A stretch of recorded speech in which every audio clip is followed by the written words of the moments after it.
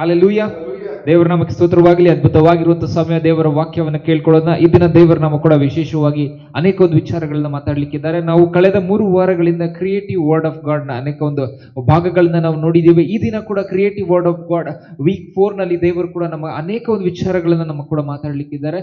ನಾವು ನಂಬೋಣ, ಈ ಒಂದು ದಿನ ದೇವರು ನಮ್ಗೆ ಕೊಡುವಂತಹ ಒಂದು ಪ್ರಕಟಣೆ, ಒಂದು ರೆವಲೇಷನ್ ನಮ್ಮ ಲೈಫ್ ಅನ್ನ ಚೇಂಜ್ ಮಾಡುವಂತದ್ದಾಗಿದೆ. ಹಲ್ಲೆಲೂಯಾ. ಪ್ರತಿ ವಾರ ನಾವು ಏನಾದ್ರೂ ಒಂದು ಹೊಸ ಒಂದು ಸಂಗತಿನ ಕಲ್ತುಕೊಳ್ಳುವಾಗ ನಾನು ನಿಜವಾಗ್ಲೂ ಹೇಳ್ತಾನೆ, ಆ ವಾಕ್ಯ ನಮ್ಮ ಜೀವಿತದಲ್ಲಿ ಒಂದು ಆಶೀರ್ವಾದವನ್ನು ಬಿಡುಗಡೆ ಮಾಡುವುದಕ್ಕಾಗಿ ದೇವರ ಆತ್ಮದ ಮುಖಾಂತರವಾಗಿ ನಮ್ಗೆ ದೇವರು ಮಾತಾಡ್ತಾ ಇದ್ದಾರೆ ಅಂತ ಹೇಳ್ಬಿಟ್ಟು ನಾವು ಅರ್ಥ ಮಾಡ್ಕೊಳ್ಬಹುದಾಗಿದೆ. ಯಾವುದೋ ಒಂದು ವಾಕ್ಯವನ್ನ ನಾವು ಹಂಗೆ ಸುಮ್ಮನೆ ನಾರ್ಮಲ್ ಆಗಿ ಸಾಮಾನ್ಯವಾಗಿ ಒಂದು ವಾಕ್ಯಗಳನ್ನ ನಾವು ಮಾತಾಡಬಹುದು, ಆದ್ರೆ ಇಲ್ಲ, ನಾವು ಪ್ರಾರ್ಥನೆ ಮಾಡಿ ದೇವರಿಂದ ಪ್ರಕಟಣೆ ತೆಗೆದುಕೊಂಡು ಬಂದು ಇಲ್ಲಿ ನಾವು ಪ್ರಾರ್ಥನೆ ಮಾಡಿ ಆ ವಾಕ್ಯವನ್ನು ಬಿಡುಗಡೆ ಮಾಡುವಾಗ ಆ ವಾಕ್ಯ ಒಂದು ದೊಡ್ಡ ಕಾರ್ಯವನ್ನು ಮಾಡುವಂತದ್ದಾಗಿದೆ. ಆ ವಾಕ್ಯ ನಮ್ಮ ಜೀವಿತದಲ್ಲಿ ಎಲ್ಲ ಒಂದು ಏನಂತ ಹೇಳ್ಬೋದು, ಒಂದು ಅಂಡರ್ಸ್ಟ್ಯಾಂಡಿಂಗ್ ಲೆವೆಲ್ ಅನ್ನ ನೆಕ್ಸ್ಟ್ ಲೆವೆಲ್ಗೆ ತೆಗೆದುಕೊಂಡು ಹೋಗುವಂಥದ್ದು, ಅಂಡರ್ಸ್ಟ್ಯಾಂಡಿಂಗ್ ಅನ್ನ ಒಂದೇನ್ ಮಾಡುವುದು, ಒಂದು ನ್ಯೂ ಡೈಮೆನ್ಷನ್ ಓಪನ್ ಮಾಡುವಂಥದ್ದು, ನಮ್ಗೆ ತಿಳಿದಿರುವಂತ ಒಂದು ವಿಚಾರಗಳನ್ನು ತಿಳಿಸಿಕೊಡುವಂಥದ್ದು, ಕತ್ತಲಲ್ಲಿಂತೂ ಇರುವಂತಹ ವಿಚಾರಗಳು, ಬಚ್ಚಿಟ್ಕೊಂಡಿರುವಂತಹ ವಿಚಾರಗಳು, ಬೆಳಕಿಗೆ ಬರದೇ ಇರುವಂತಹ ವಿಚಾರಗಳ ಮೇಲೆ ಬೆಳಕನ್ನು ಹಾಕುವಾಗ ನಮ್ಗೆ ಗೊತ್ತಾಗ್ತದೆ, ಇಲ್ಲಿ ಈ ರೀತಿಯಲ್ಲಿ ವಿಚಾರಗಳು ಇದೆ, ಇಲ್ಲಿ ಒಂದು ಟ್ರೆಷರ್ ಇದೆ, ಇಲ್ಲಿ ಒಂದು ಬೆಳಕು ಹಾಕುವಾಗ ನಮ್ಗೆ ಗೊತ್ತಾಗ್ತದೆ ಅಲ್ಲಿ ಏನೇನಿದೆ ಎಂಬುದಾಗಿ. ಆ ರೀತಿಯಲ್ಲಿ ನಮ್ಗೆ ಕೂಡ ದೇವರ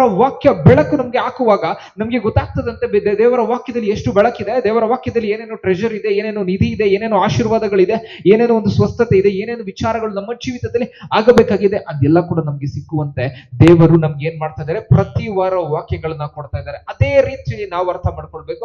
ಈ ಒಂದು ದಿನ 4th ವೀಕ್ ನಲ್ಲಿ ನಾವು ಇರುವಾಗ, ಈ 4th ವೀಕ್ ನಲ್ಲಿ ದೇವರು is going to do something very amazing that ನಮ್ಗೆ ಈ ಒಂದು ವಿಚಾರಗಳಲ್ಲಿ ನಾವು ಯೋಚನೆ ಮಾಡ್ಲಿಲ್ಲ, ಈ ಒಂದು ವಿಚಾರಗಳು ನಮ್ಗೆ ಗೊತ್ತಿರಲಿಲ್ಲ, ಆ ವಿಚಾರಗಳನ್ನ ದೇವರು ಮಾತಾಡ್ತಾ ಇದ್ದಾರೆ. ಹಲ್ಲೆಲೂಯಾ.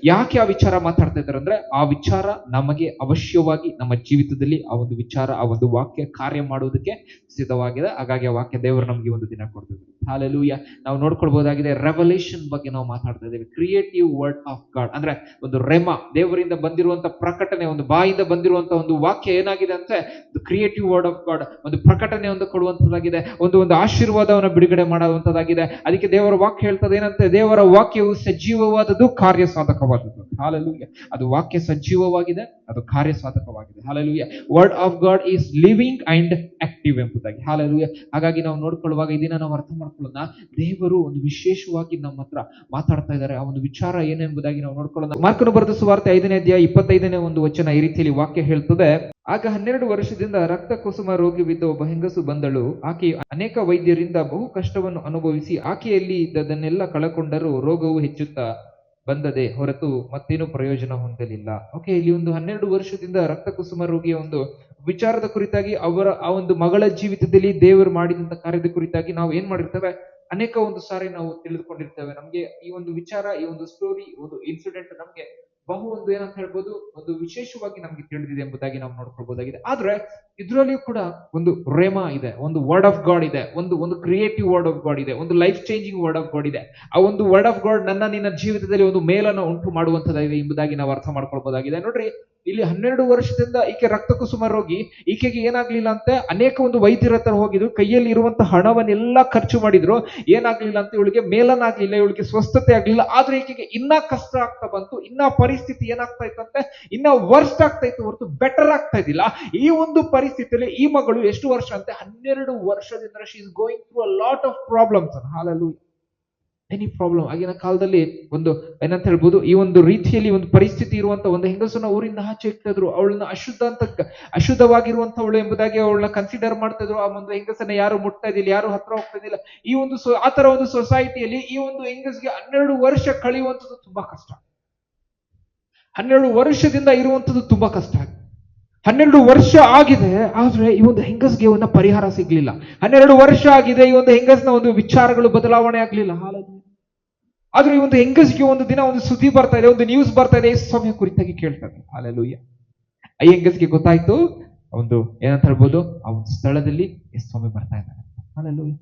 ಈ ಒಂದು ದಿನ ಆ ವಾಕ್ಯವನ್ನು ಕಂಟಿನ್ಯೂ ಮಾಡುವಾಗ 27ನೇ ಒಂದು ವಚನ ವಾಕ್ಯ ರೀತಿಯಲ್ಲಿ ಹೇಳ್ತದೆ, ಆ ಹೆಂಗಸು ಯೇಸುವಿನ ಸಮಾಚಾರವನ್ನು ಕೇಳಿ. ಹಲ್ಲೆಲೂಯಾ. ಆ ಒಂದು ಹೆಂಗಸು ಏನ್ ಮಾಡಿದ್ಲಂತೆ, ಯೇಸುವಿನ ಸಮಾಚಾರವನ್ನ ಕೇಳಿದ್ಲು. ಹಲ್ಲೆಲೂಯಾ. ಈ ಒಂದು ದಿನ ನಾವು ಅರ್ಥ ಮಾಡ್ಕೊಳ್ಬೋದು, ನಮ್ಮ ಪರಿಸ್ಥಿತಿಗಳು ಕೂಡ, ನಮ್ಮ ಕಷ್ಟಗಳು ಕೂಡ ಎಷ್ಟೋ ವರ್ಷದಿಂದ ಬದಲಾವಣೆ ಆಗ್ತಾ ಇಲ್ಲ. ಯೇಸುವಿನ ಸಮಾಚಾರ ಕೇಳಿದ್ದೀರಾ? ಹಲ್ಲೆಲೂಯಾ. ಯೇಸುವಿನ ವಿಚಾರ ಕುರಿತಾಗಿ ನಿಮ್ಗೆ ತಿಳಿದಿದ್ಯಾ? ಹಲ್ಲೆಲೂಯಾ. ಹಲ್ಲೆಲೂಯಾ. ಅವಳು ಕೇಳಿದ್ಲಂತೆ. ಹಲ್ಲೆಲೂಯಾ.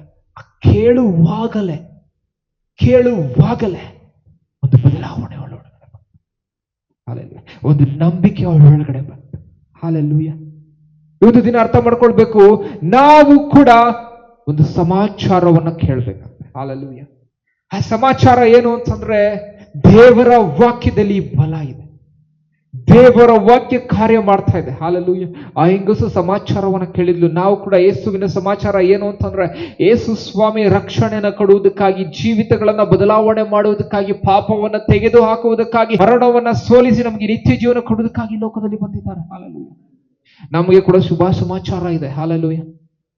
ಈ ಒಂದು ಹೆಂಗಸು ಯೇಸುವಿನ ಸಮಾಚಾರ ಕೇಳಿ ಏನ್ ಮಾಡಿದ್ಲಂತೆ, ಮುಂದೆ ವಾಕ್ಯ ಓದುವಾಗ ಈ ರೀತಿ ಹೇಳ್ತದೆ, ನಾನು ಆತನ ಉಡುಪನ್ನು ಮುಟ್ಟಿದರೆ ಸಾಕು, ನೆಟ್ಟಗಾಗುವನು ಎಂದು ಆಲೋಚಿಸಿ ಗುಂಪಿನಲ್ಲಿ ಹಿಂದಿನಿಂದ ಬಂದು ಆತನ ಉಡುಪನ್ನು ಮುಟ್ಟಿದಳು. ಹಾಲೆಲೂಯ.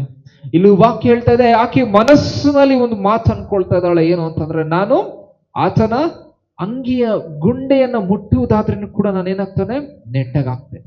ಹಾಲೆಲೂಯ. ನೆಟ್ಟಗಾಗ್ತಾನೆ, ಸರಿ ಹೋಗ್ತೇನೆ, ನಾನು ಹೀಲ್ ಆಗ್ತಾನೆ, ನನ್ನ ಪರಿಸ್ಥಿತಿ ಬದಲಾವಣೆ ಆಗ್ತದೆ. ಇವಳು ಒಳಗಡೆ ಬಂದಿರುವಂತ ಆ ಒಂದು ನಂಬಿಕೆಯೇ rhema, creative word of god.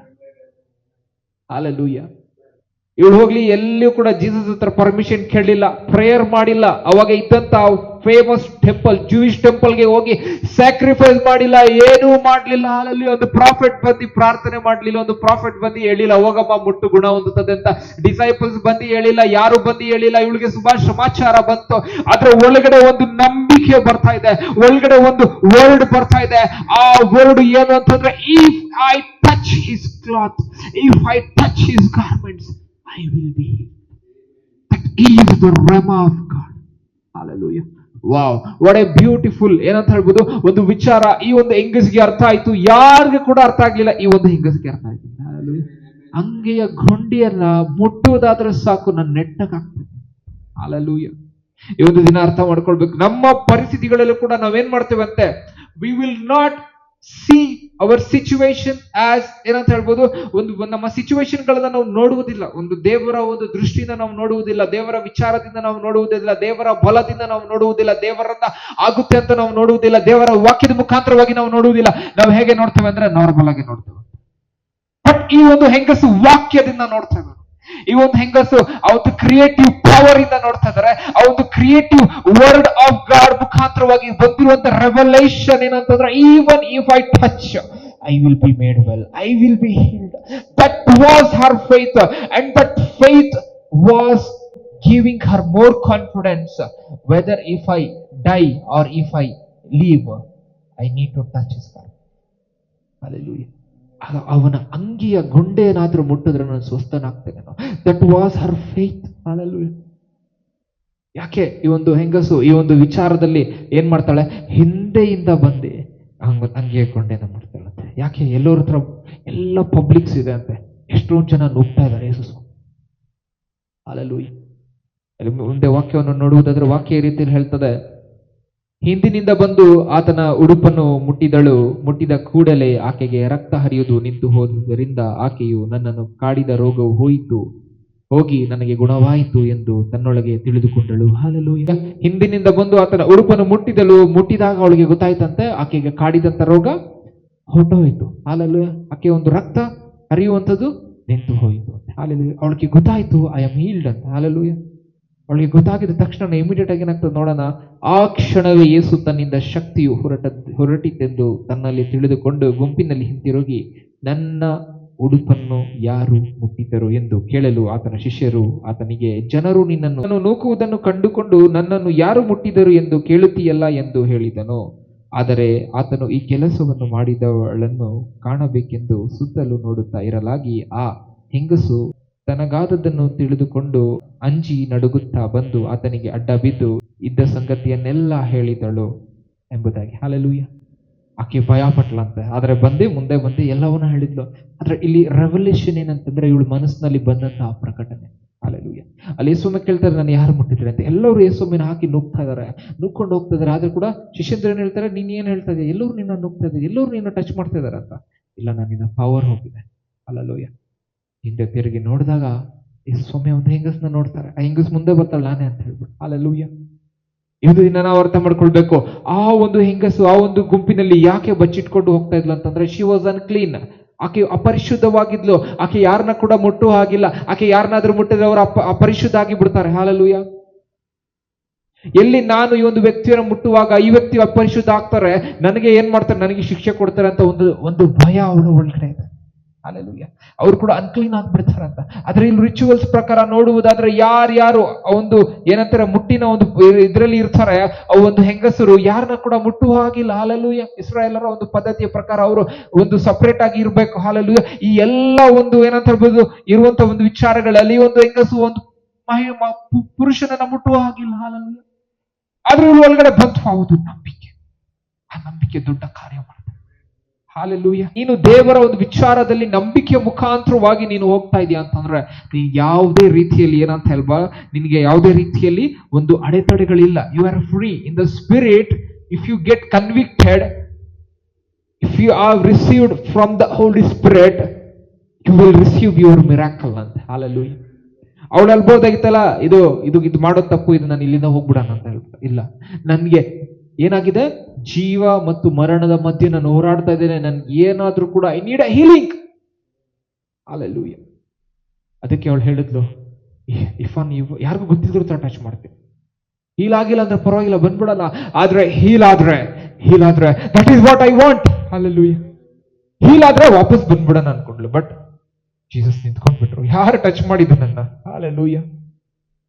Jesus was knowing there is someone very special who had this rhema, who had this creative word of God. ಅವ್ರಿಗೆ ಗೊತ್ತಾಯ್ತು ಯಾರಿಗೊಬ್ರಿಗೆ ಆ ವರ್ಡ್ ಮುಖಾಂತರವಾಗಿ ಯಾರೋ ಒಬ್ರು ಹೀಲ್ ಆಗಿದ್ದಾರೆ, ನಾನು ಅವ್ರನ್ನ ನೋಡ್ಬೇಕು. I want to see this great faith. Hallelujah. Centurion ಅಲ್ಲಿ ನೋಡಿದ್ರು, ಶತಾಧಿಪತಿಯಲ್ಲಿ ನೋಡಿದ್ರು ಗ್ರೇಟ್ ಫೇತ್. ಇವಾಗ ಈ ವುಮೆನ್ ನಲ್ಲಿ ನೋಡ್ತಾ ಇದ್ದಾರೆ ಗ್ರೇಟ್ ಫೇತ್. ಹಿಂದೆ ತಿರುಗಿ ನೋಡುವಾಗ ಆ ಮಹಿಳೆ. ಹಲ್ಲೆಲೂಯಾ. ಜೀಸಸ್ಗೆ ಗೊತ್ತಿಲ್ದಿರ ಜೀಸಸ್ ಇಂದ ಪವರ್ ನ ರಿಸೀವ್ ಮಾಡ್ತಿರುವಂತ ಈ ಮಹಿಳೆ ನಮ್ಗೆ ಟೀಚ್ ಮಾಡ್ತಾ ಇರೋದು ಏನು ಅಂತಂದ್ರೆ, if you believe there will be a change. ಈ ಒಂದು ದಿನ ನಾವು ಅರ್ಥ ಮಾಡ್ಕೊಳ್ಬೇಕು, ನಮ್ಗೆ ಇಂಪಾರ್ಟೆಂಟ್ ಆಗಿ ನಮ್ಗೆ ಬೇರೆ ಏನೋ ಬೇಡ. Hallelujah. If you have the word of God, that word of God will show you the way.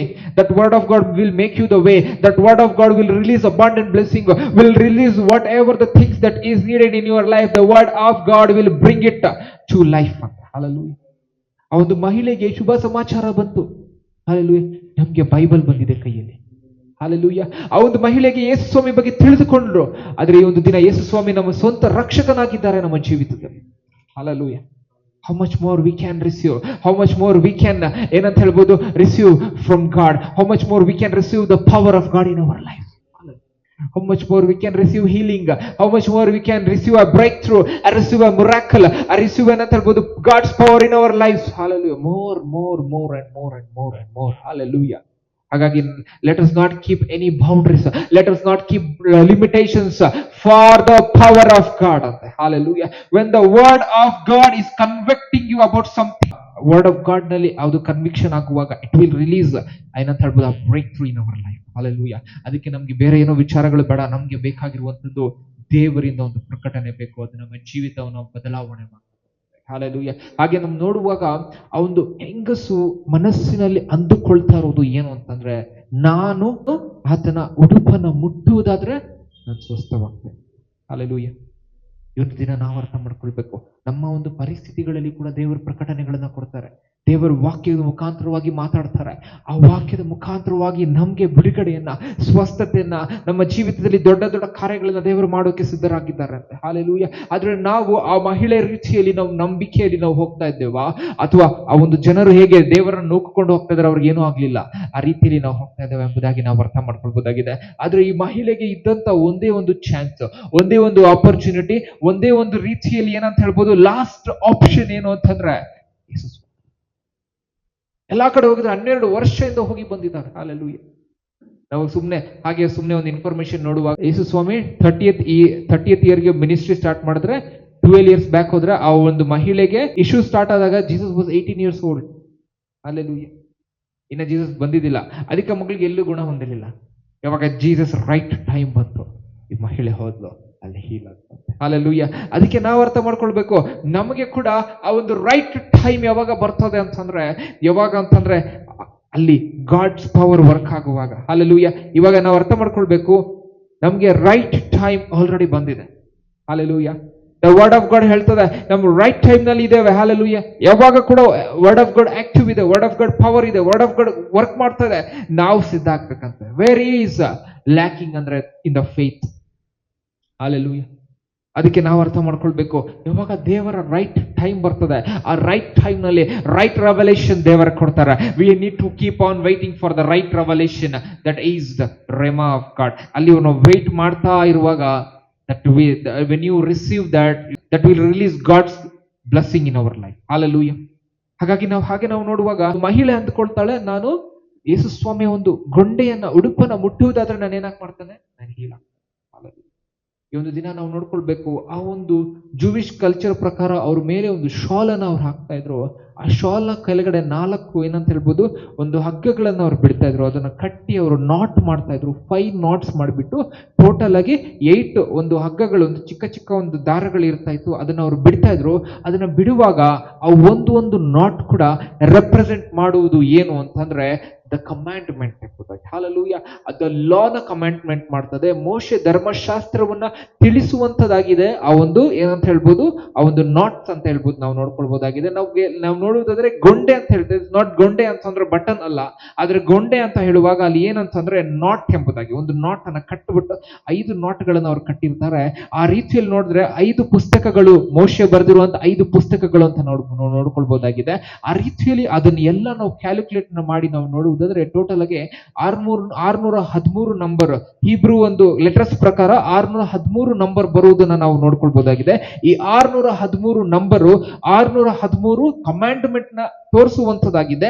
ಈ 613 ಕಮಾಂಡ್ಮೆಂಟ್ ಏನು ಅಂತಂದ್ರೆ ದೇವರ ಕಮಾಂಡ್ಮೆಂಟ್ ತೋರಿಸುವಂತದ್ದಾಗಿದೆ. ಅದು ಅವ್ರು ಹಾಕಿಕೊಳ್ಳುವಾಗ ಅದು ಏನ್ ಮಾಡ್ತದಂತೆ, ರೆಪ್ರೆಸೆಂಟ್ ಮಾಡ್ತದೆ. ಅದು ಅವ್ರಿಗೆ ನೆನಪಿಗೆ ಬರಬೇಕು ಅಂತ ಹೇಳ್ಬಿಟ್ಟು ಆ ಒಂದು ಗೊಂಡೆಯ ನಾವು ಶಾಲ್ ಅನ್ನು ಅವ್ರು ಹಚ್ಕೊಳ್ತಾ ಇದ್ರು. ಅವರ ಕೆಳಗಡೆ ಏನಾಗ್ತಾ ಇತ್ತು, 4 ಹಗ್ಗಗಳು, ಆ ಗೊಂಡೆಗಳನ್ನ ಸುತ್ತಿ 5 ಗೊಂಡೆಗಳನ್ನ ಕಟ್ಟಿ 4 ಹಗ್ಗಗಳನ್ನ ಬಿಡ್ತಾ ಇದ್ರು. ಆ ಗೊಂಡೆನ ಮುಟ್ಟುವಾಗ ಹಾಲೆಲೂಯಾ, ಇವಳು ಒಳಗಡೆ ಇದ್ದಂತ ನಂಬಿಕೆ. ಹಾಲೆಲೂಯಾ. ಆ ವಾಕ್ಯವನ್ನು ನಾವು ನೋಡ್ಕೊಳ್ಳೋಣ. ಅರಣ್ಯಕಾಂಡ 15ನೇ ಅಧ್ಯಾಯ 37ರಿಂದ ವಾಕ್ಯ ಈ ರೀತಿಯಲ್ಲಿ ಹೇಳ್ತದೆ, ಯೆಹೋವನು ಮೋಶೆಗೆ ಹೇಳಿದನೆಂದರೆ, ಇಸ್ರಾಯೇಲರು ಅವರ ಸಂತತಿಯವರು ತಮ್ಮ ವಸ್ತ್ರಗಳ ಮೂಲೆಗಳಲ್ಲಿ ಗೊಂಡೆಗಳನ್ನು ಕಟ್ಟಿಕೊಳ್ಳಬೇಕು. ಪ್ರತಿಯೊಂದು ಗೊಂಡೆಯು ಒಂದೊಂದು ನೀಲಿ ದಾರದಿಂದ ಕೂಡಿರಬೇಕು. ಅವರಿಗೆ ಆಜ್ಞಾಪಿಸು. ಆ ಗೊಂಡೆಗಳ ಉಪಯೋಗವೇನೆಂದರೆ, ನೀವು ಅವುಗಳನ್ನು ನೋಡುವಾಗ ಯೆಹೋವನ ಆಜ್ಞೆಗಳನ್ನೆಲ್ಲ ನೆನಪಿಗೆ ತಂದುಕೊಂಡು ನಡೆಸಬೇಕು. ಮತ್ತು ನೀವು ಪೂರ್ವದಲ್ಲಿ ನನಗೆ ದ್ರೋಹಿಗಳಾಗಿ ಮನಸ್ಸಿಗೋ ಕಣ್ಣಿಗೋ ತೋರಿದಂತೆ ದಾರಿ ತಪ್ಪಿ ನಡೆದ ಪ್ರಕಾರ ಇನ್ನು ನಡೆಯದೆ ನನ್ನ ಆಜ್ಞೆಗಳನ್ನೇ ಲಕ್ಷಿಸಿ ಅನುಸರಿಸಿ ನಿಮ್ಮ ದೇವರಿಗೆ ಪ್ರತಿಷ್ಠಿತರಾಗಬೇಕೆಂಬುದೇ. ಇಲ್ಲಿ ನಾವು ನೋಡುವುದಾದ್ರೆ ಏನಂತೆ, ನಾವು ಅದು ಗೊಂಡೆಗಳನ್ನ ಕಟ್ಟಿಕೊಳ್ಳಬೇಕು, ಅದು ದೇವರ ಆಜ್ಞೆಗಳನ್ನ ನೆನಪಿಗೆ ತಂದುಕೊಳ್ಬೇಕು. ಹಾಲೆಲೂಯಾ. ನಾವು ದಾರಿಯ ಬಿಟ್ಟು ನಾವು ನಡಿಬಾರ್ದು, ಆಜ್ಞೆ ಬಿಟ್ಟು ನಾವು ನಡಿಬಾರ್ದು, ಅದ್ರ ಒಳಗಡೆ ನಾವು ನಡಿಬೇಕು. ಅದಕ್ಕೆ ನೀವು ಆ ಒಂದು ಗೊಂಡೆಗಳನ್ನ ನೀವು ಕಟ್ಟಿಕೊಳ್ಬೇಕು ಅಂತ ಹೇಳ್ಬಿಟ್ಟು ಇಲ್ಲಿ ನಾವು ನೋಡ್ಕೊಳ್ಬಹುದಾಗಿದೆ. ದೇವರು ಮೋಶೆಗೆ ಆಜ್ಞೆ ಮಾಡ್ತಾರೆ. ಹಾಲೆಲೂಯಾ. ಸ್ವಾಮಿ ಹಾಕಿದಂತ ಆ ಒಂದು ಶಾಲ್ ಕೆಳಗಡೆ ಇರುವಂತದ್ದು 4 ಆ ಒಂದು ಏನಂತ ಹೇಳ್ಬೋದು, ಒಂದು ದಾರಗಳು, ಅದರಲ್ಲಿ ಒಂದೊಂದಕ್ಕೆ 5 ಗೊಂಡೆಗಳು ಕಟ್ಟಿರ್ತಾರೆ. ಅದು ಒಂದೊಂದು ಕೂಡ 8 ದಾರಗಳಿಂದ ಮಾಡಿದೆ ಎಂಬುದಾಗಿ ನಾವು ನೋಡ್ಕೊಳ್ಬಹುದಾಗಿದೆ. ಇದು ತೋರಿಸುವಂತದ್ದು ಏನಾಗಿದೆ, 613 ನಂಬರ್ ಬರ್ತದೆ. ಹೀಬ್ರೂ ವರ್ಡ್ಸ್ ಪ್ರಕಾರ 613 ನಂಬರ್ ಬರುವಾಗ 613 ಒಂದು ಕಮಾಂಡ್ಮೆಂಟ್ಸ್ ಇದರಲ್ಲಿ ಇದೆ. ಪೂರ್ತಿ ಕಮಾಂಡ್ಮೆಂಟ್ಸ್ ಇದರಲ್ಲಿ ಇದೆ. ಇದನ್ನ ನಾವು ನೋಡುವಾಗ ಎಲ್ಲ ದೇವರ ಆಜ್ಞೆಯನ್ನ ನಾವು ನೆನಪು ಮಾಡಿಕೊಳ್ಬೇಕು ಎಂಬುದಾಗಿ. ಹಾಲೆಲೂಯಾ. ಈ ಒಂದು ಸಮಯದಲ್ಲಿ ನಾವು ವಿಶೇಷವಾಗಿ ನಾವು ನೋಡ್ಕೊಳ್ಬೇಕು. ಈ ಒಂದು ಮಹಿಳೆ ಅಂದ್ಕೊಳ್ತಾಳೆ, ಅದನ್ನ ಮುಟ್ಟುವಾಗ ನನ್ ಗುಣ ಆಗ್ತದೆ. ಹಾಲೆಲೂಯಾ. ಈ ಒಂದು ಮಹಿಳೆಗೆ ಕೂಡ ಗೊತ್ತಿರಬೇಕಾಗಿತ್ತು, ಅದು ಕಮಾಂಡ್ಮೆಂಟ್. ಹಾಲೆಲೂಯಾ. ಆ ಕಮಾಂಡ್ಮೆಂಟ್ ಅಲ್ಲಿ ಏನೇನಿದೆ, ಆ ಕಮಾಂಡ್ಮೆಂಟ್ ಅಲ್ಲಿ ಇದೆ, ಒಂದು ಅನ್ಕ್ಲೀನ್ ವುಮೆನ್ ದೂರ ಇರಬೇಕು, ಮುಟ್ಬಾರ್ದು. ಹಾಲೆಲೂಯಾ. ಬಟ್ ಇಲ್ಲಿ ಏನು ಕಾಂಟ್ರಾಡಿಕ್ಟ್ ಆಗ್ತಾ ಇದೆ ಅಂತ ಹೇಳಿ ನಾವು ಅರ್ಥ ಮಾಡ್ಕೊಳ್ಬೇಕು. Even in the midst of ಎಲ್ಲ ಒಂದು ಇದರಲ್ಲಿ ಕೂಡ ದೇವರು ನಂಬಿಕೆ ಮುಖಾಂತರವಾಗಿ ಬರುವಂತವರಿಗೆ ಕೃಪೆ ತೋರಿಸುವಂತವರಾಗಿ. ಹಾಲೆಲೂಯಾ. ಶಿ ವಾಸ್ ಥಿಂಕಿಂಗ್ ದಟ್ ಅದನ್ನ ಮುಟ್ಟುವಾಗ ನಾನು ಹೀಲ್ ಆಗ್ತೇನೆ, ಬಟ್ ಅದರಲ್ಲಿ ಹೀಲಿಂಗ್ ಇದೆ ಅಂತ ಅವಳಿಗೆ ಹೇಗೆ ಗೊತ್ತಾಯ್ತು? ಹಾಲೆಲೂಯಾ. ಅದ್ರ ಮುಖಾಂತರವಾಗಿ ನಾನು ಹೀಲ್ ಆಗ್ತೇನೆ ಅಂತ ಅವಳಿಗೆ ಹೇಗೆ ಗೊತ್ತಾಯ್ತು? ಹಾಲೆಲೂಯಾ. ಈ ಒಂದು ದಿನ ಕೂಡ ನಾವು ಒಂದು ವರ್ಡ್ ಆಫ್ ಗಾಡ್ ಮುಖಾಂತರವಾಗಿ ನಾವು ನೋಡುವುದಾದ್ರೆ, ಆ ಒಂದು ಗೊಂಡೆಯ ತುದಿಯಗೆ ಏನಂತ ಹೇಳ್ತಾರೆ ಅಂತಂದ್ರೆ ಕನಾಫ್ ಎಂಬುದಾಗಿ ಕರೀತಾರೆ. ಹೀಬ್ರೂ ಅಲ್ಲಿ ಅದಕ್ಕೆ ಕರೆಯುವಂಥದ್ದು ಕನಾಫ್ ಎಂಬುದಾಗಿ. ಕನಾಫ್ ಅಂತ ಹೇಳುವಾಗ ಅದ್ರದ್ದು ಟ್ರೂ ಮೀನಿಂಗ್ ಏನು ಅಂತಂದ್ರೆ ಒಂದು ಕಾರ್ನರ್ ಎಂಬುದಾಗಿ, ಮತ್ತು ಇನ್ನೊಂದು ಹೇಳುವುದಾದ್ರೆ ಹೆಮ್ ಎಂಬುದಾಗಿ, ಇನ್ನೊಂದು ಹೇಳುವುದಾದ್ರೆ ವಿಂಗ್ಸ್ ಎಂಬುದಾಗಿ.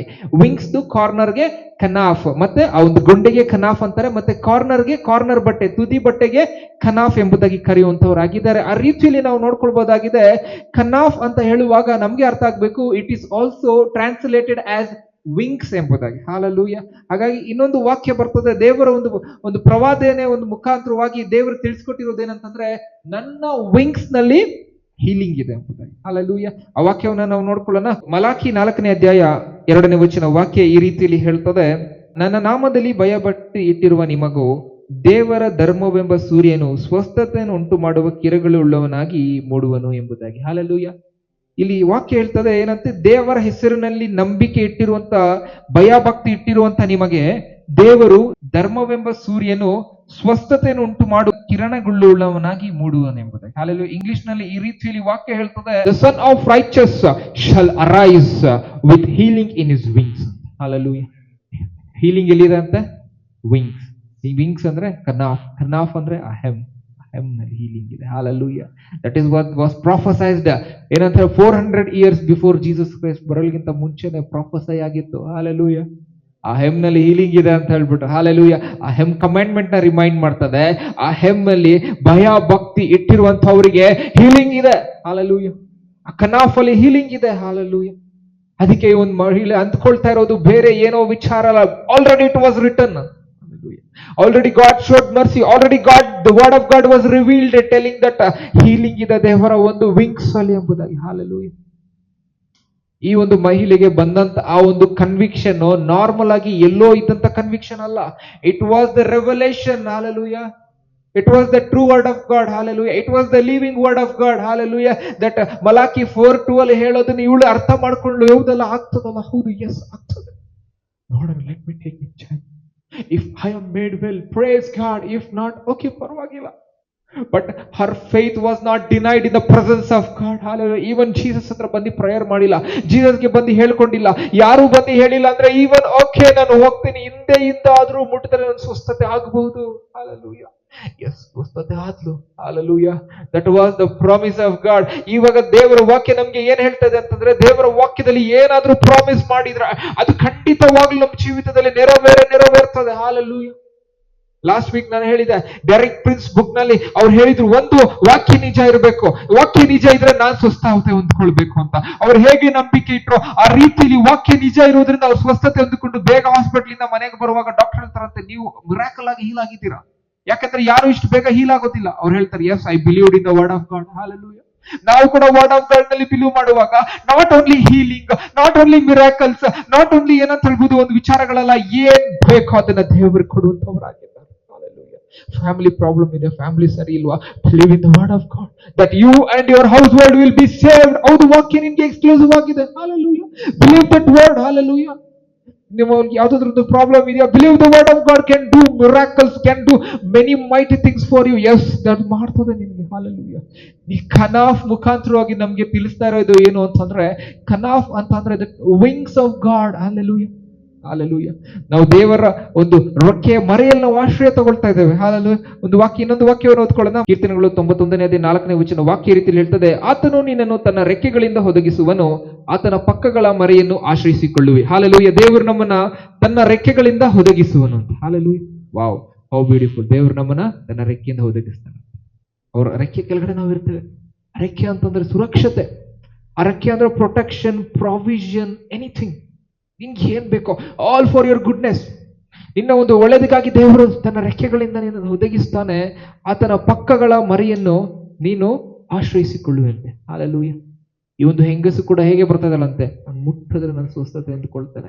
Even if I touch I will be healed. Hallelujah. ನಾವು ನೋಡ್ಕೊಳ್ಬಹುದಾಗಿದೆ. ಜಸ್ಟ್ ಒಂದು ಎಕ್ಸಾಂಪಲ್ ನಾವು ನೋಡ್ಕೊಳ್ಳೋದಾದ್ರೆ, ಈ ರೂತ್ ಕೂಡ ಏನ್ ಮಾಡ್ತಾಳಂತೆ, ಬೋವಾಜ್ ಬಳಿ ಬಂದಾಗ ಅವನನ್ನ ಮದುವೆ ಆಗುವಂತ ಕೇಳುವುದಕ್ಕಿಂತ ಮುಂಚೆ ಅವನು ಹೇಳ್ತಾ, ಪಾದದ ಬಳಿ ಅವಳು ಮಲ್ಕೊಂಡಿರ್ತಾಳೆ. ರಾತ್ರಿಯಲ್ಲಿ ಅವನು ಎದ್ದಿ ನೋಡುವಾಗ ನನ್ನ ಪಾದದ ಬಳಿ ಯಾರಿದ್ದಾರೆ ಅಂತ ಹೇಳುವಾಗ ಅವಳೇನ್ ಹೇಳ್ತಾಳಂತ, ನಿನ್ನ ಒಂದು ಹೊದಿಕೆಯನ್ನ ನನ್ನ ಮೇಲೆ ಹಾಕು, ಅಂದ್ರೆ ನೀನ್ ನನ್ಗೆ ಆಶ್ರಯ ತಗೋ, ನನ್ನನ್ನ ನೀನು ಅಕ್ಸೆಪ್ಟ್ ಮಾಡು. ಹಾಲೆಲೂಯಾ. ಇದನ್ನ ದೇವರು ಆ ಒಂದು ಹೊದಿಕೆಯನ್ನ ನಮ್ಮ ಮೇಲೆ ಹಾಕ್ತಾ ಇದ್ದಾರೆ ಅಂತಂದ್ರೆ, ನಾವು ದೇವರು ನಮ್ಮನ್ನ ಅಕ್ಸೆಪ್ಟ್ ಮಾಡ್ತಾ ಇದ್ದಾರೆ ಅಂತ.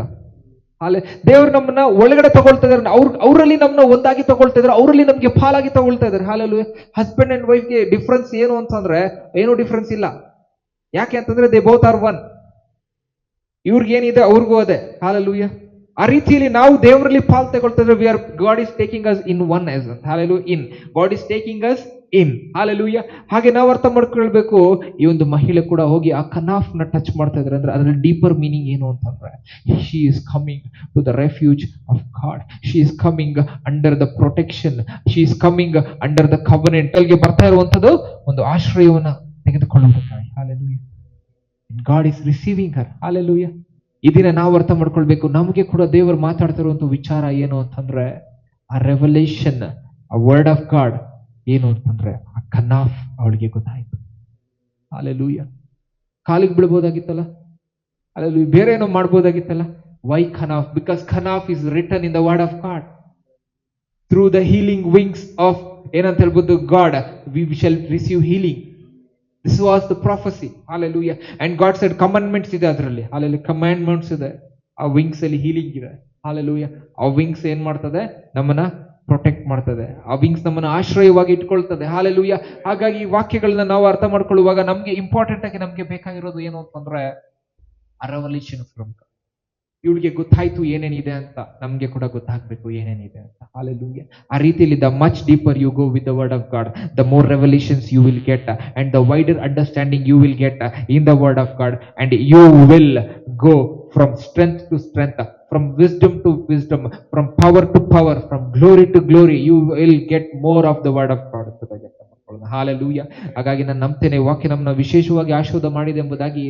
ಬರುವಂತ ವಾರ ನಾವು ಈ ಒಂದು ಟಾಪಿಕ್ ನ ಕುರಿತಾಗಿ ಇನ್ನೂ ಒಂದು ಅನೇಕ ಒಂದು ವಿಚಾರಗಳನ್ನು ನಾವು ಕಲ್ತ್ಕೊಳ್ಳೋಕೆ ಇರೋಣ. ಯಾಕಂದ್ರೆ ದೇವರು ಅನೇಕ ಒಂದು ವಿಚಾರಗಳನ್ನ ಈ ಒಂದು ಟಾಪಿಕ್ ಮುಖಾಂತರ, ಕ್ರಿಯೇಟಿವ್ ವರ್ಡ್ ಆಫ್ ಗಾಡ್ ಮುಖಾಂತರವಾಗಿ ಮಾತಾಡ್ತಾ ಇದ್ದಾರೆ. ಹಾಗಾಗಿ ನಾವು ಈ ಒಂದು ಟಾಪಿಕ್ ನ ನಾವು ನೆಕ್ಸ್ಟ್ ವೀಕ್ ಕಂಟಿನ್ಯೂ ಮಾಡ್ಕೊಳ್ಳೋಣ. ಇರುವಂತಹ ಸ್ಥಳಗಳು ನಮ್ಮ ಕಣ್ಣುಗಳನ್ನ ಮುಚ್ಚಿ ನಾವು ಪ್ರಾರ್ಥನೆ ಮಾಡ್ಕೊಳ್ಳೋಣ. ಪರಿಶುದ್ಧನಾದ ದೇವರೇ, ಅದ್ಭುತವಾಗಿ ನೀವು ಮಾತಾಡೋದಕ್ಕಾಗಿ ಸ್ತೋತ್ರಪ್ಪ ದೇವರೇ. ಹೌದಪ್ಪ, ನೀವು ಖನಾಫ್ ಎಂಬುದಾಗಿ ದೇವರೇ ಅಪ್ಪ ಒಂದು ಹೆಮ್, ಒಂದು ಕರ್ತನ ಸ್ವಾಮಿ ಒಂದು ವಿಂಗ್ಸ್ ಅಲ್ಲಿ ದೇವರ ಹೀಲಿಂಗ್ ಅನ್ನ ಇಟ್ಟಿದ್ದೀರಾ. ಅದರಲ್ಲಿ ಒಂದು ಸ್ವಾಮಿ ಆಶ್ರಯ ತೆಗೆದುಕೊಳ್ಳುವಂತೆ ಒಂದು ಒಂದು ಒಂದು ಸ್ಥಳವನ್ನ ನಮಗಾಗಿ ಇಟ್ಟಿದ್ದೀರಾ. ಅದಕ್ಕಾಗಿ ನಾನು ನಿಮ್ಗೆ ಸ್ತೋತ್ರವನ್ನು ಸಲ್ಲಿಸ್ತೇನೆ ಕರ್ತನೆ. ಈ ಒಂದು ದಿನ ಈ ಒಂದು ವಾಕ್ಯವನ್ನು ನೀವು ಮಾತಾಡೋದಕ್ಕಾಗಿ ದೇವರೇ ಅಪ್ಪ, ಒಂದು ವಿಚಾರಗಳನ್ನು ತಿಳಿಸ್ಕೊಡೋದಕ್ಕಾಗಿ ದೇವರೇ ಸ್ತೋತ್ರಪ್ಪ ದೇವರೇ ಸ್ವಾಮಿ. ಒಂದು ರಕ್ತ ಕುಸುಮ ರೋಗಿ ಹೇಗೆ ಪ್ರಕಟಣೆ ಸಿಕ್ತು, ನಾನು ಹೀಲ್ ಆಗ್ತೇನೆ ಒಂದು ಅಂಗಿಯ ಗೊಂಡೆನ ಮುಟ್ಟುವಾಗ ಅಂತ ಅಂದುಕೊಂಡ್ಲು ದೇವರ, ಅದೇ ರೀತಿಯಲ್ಲಿ ಕರ್ತನೆ ಸ್ವಾಮಿ ಅಪ್ಪ ನಮ್ಮ ಪರಿಸ್ಥಿತಿಗಳಿಗೆ ಒಂದು ಪ್ರಕಟಣೆಯನ್ನ ನೀವು ಒಂದು ಸಮಯದಲ್ಲಿ ವಾಕ್ಯ ನೋಡುವಂತ ಪ್ರತಿಯೊಬ್ಬರಿಗೂ ಕೊಡಬೇಕಾಗಿ ನಾನು ಪ್ರಾರ್ಥಿಸ್ತೇನೆ. ಇಲ್ಲಿವರೆಗೂ ನೀವು ನಡೆಸೋದಕ್ಕಾಗಿ ಸ್ತೋತ್ರ. ಮುಂದೆ ಸ್ವಾಮಿ ಎಲ್ಲಾ ವಿಚಾರಗಳನ್ನ ನಿಮ್ಮ ಹಸ್ತಗಳಲ್ಲಿ ಒಪ್ಪಿಸಿಕೊಡ್ತೇನೆ. ಯೇಸು ಕ್ರಿಸ್ತನ ಮುದ್ದಾದ ನಮ್ದಲ್ಲಿ ಪ್ರಾರ್ಥಿಸ್ತೇನೆ ತಂದೆಯಾದ ದೇವರೇ, ಆಮೆನ್.